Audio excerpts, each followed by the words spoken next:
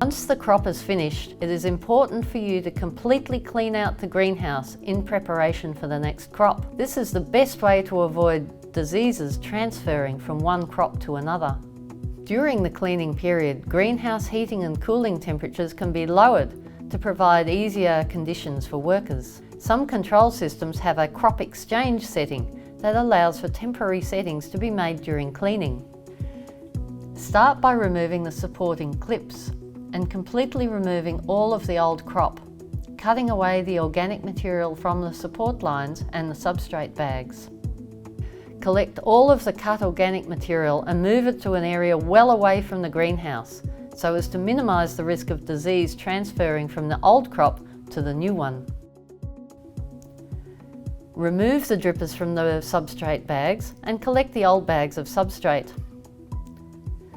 Surfaces and troughs should then be swept down with a broom or a blower to remove any traces of vegetation, and all loose material either swept up or blown into a pile and removed.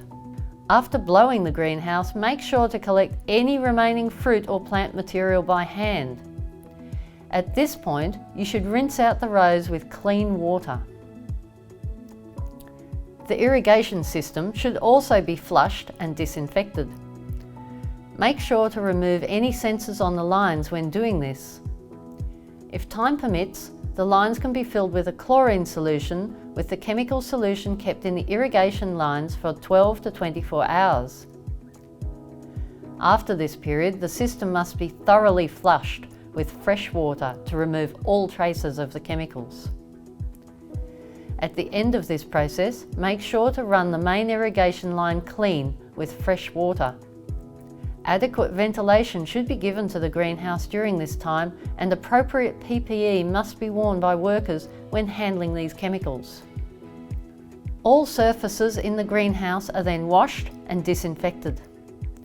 Electronic equipment should be protected during this process, as aggressive chemicals such as chlorine can damage this delicate equipment. All surfaces, including walls, floors, internal structures and drains, should be cleaned with a high pressure cleaner and detergent.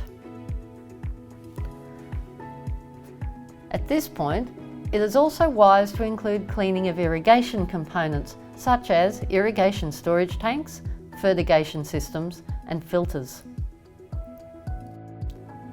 Once fully cleaned, the greenhouse should be treated as sterile. Entry should only be made by individuals who are dressed in appropriate PPE. New growing media, plant material and clean trolleys should only be placed into the greenhouse after they have been confirmed as clean and disinfected.